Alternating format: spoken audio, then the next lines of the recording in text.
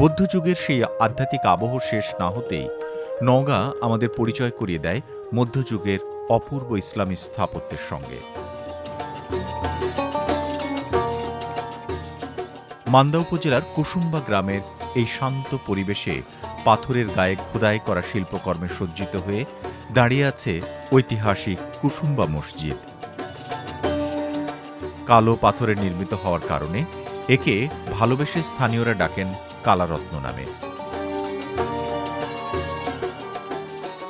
সুলতানি আমলের স্থাপত্যশৈলী আর বাংলার নিজস্ব ঘরানার এক অপূর্ব মিশেল এই মসজিদটি। প্রায় 1000 বছর পূর্বে নির্মিত নওগাঁ জেলার মান্দা উপজেলায় ঐতিহাসিক শাহী কুসুম্বা মসজিদ।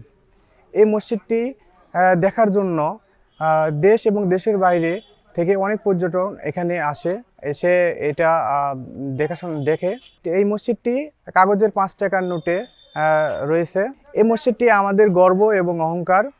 আর শুক্রবারে অনেক জনসমাগম, অনেক লোকজনের এখানে উপস্থিতি হয়, যেটা আমরা দারুণভাবে উপভোগ করি।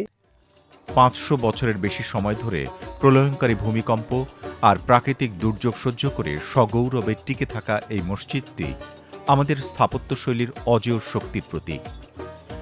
মসজিদের পাথরের দেওয়ালগুলোর গায়ে হাত দিলে আজও যেন সেই নিপুণ কারিগরদের ছোঁয়া অনুভব করা যায়।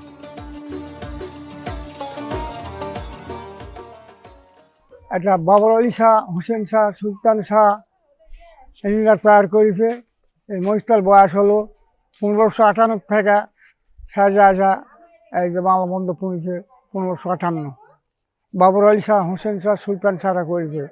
এই মসজিদের উত্তর দিকে একটা সিঁড়ি আছে, ওখানে বাদশাহ বিচার করতো। 6টা গুম্বজ, 3টা দুয়ার, 5টা জান্নাত, 11টা সিঁড়ি আর 3টা হলো মিনার। আর দিঘির পূর্বটানে একটা দিঘি আছে, কাগজ কলমে 77 বিঘা, 110 বিঘা। এখানে মসজিদে নামাজ পড়লে 300 জন মতো মানুষ নামাজ পড়ে। আর শুক্রবারে মহিলা পুরুষ 15-16 হাজার হয়।